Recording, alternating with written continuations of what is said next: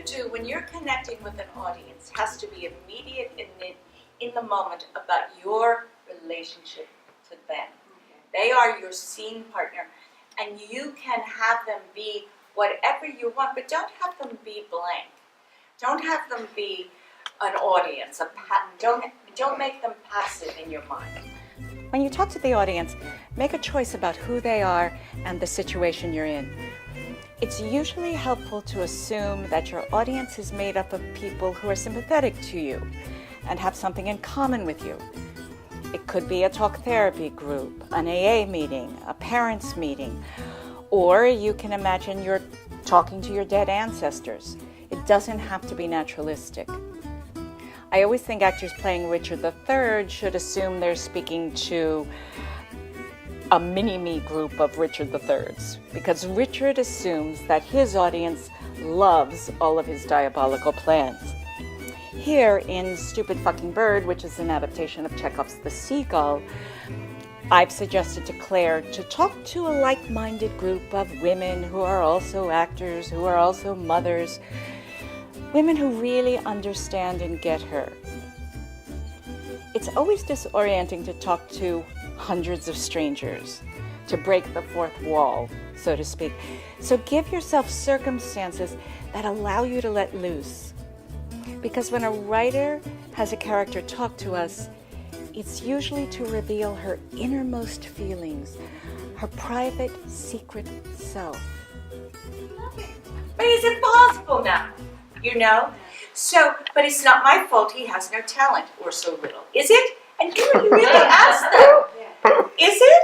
And your supporters are like, no. You know? And you're like, well, tell them.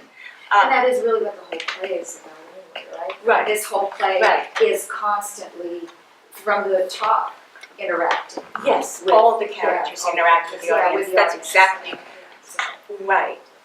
And I mean, if he wants praise, why not write something good? I mean, she's furious with him. She's furious with him, and I really would like to see you take that all the way up. But he does bother me, is the last line.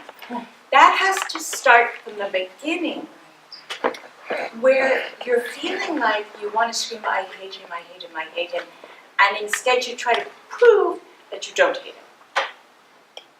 But it comes out anyway, and because you have enough agreement from these people, there you can continue. So then, if I keep on this thing that need is the most important word in acting, what do you need? What do you need? You need to be validated in my situation, right? I mean, it's like, I need to, I have to choose. Right, she has to choose. She's presenting, you can't serve two masters. I am not to be blamed if I cut him off. I am not to be blamed if I cut off my son anymore. Am I? No.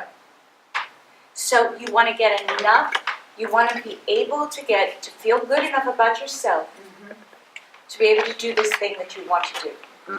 You're not cutting him off because you hate him. You're cutting him off because he's blaming you for his lack of talent, and it's not your fault, and it's too much being an artist like you are. Also, He was mocking her. What is this in this play? What's right before this? This is, they just completed the performance, and I mean, And the son performance, he called it off, it was like this. and you guys it were was just- kind of, because he was mad at her. Yeah, he was pissed at her for And reacting. you know, my God.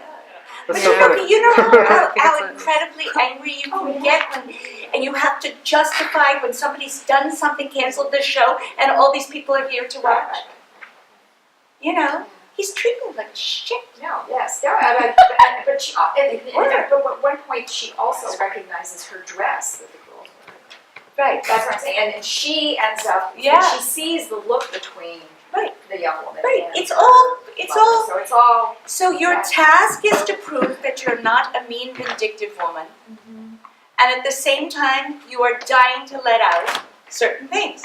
So, you know, do it once where you let everything out. Do it once where you cover it, but respond to us. You must feel the need to appear a certain way in front of us. Yeah. I think I had a dream again where my parents canceled my backyard show. And I was so infuriated. They did once because the space shuttle was taking off, and so my backyard show was canceled. Do you have the dream for the space shuttle today? I know, maybe that's what I know about the show. You know,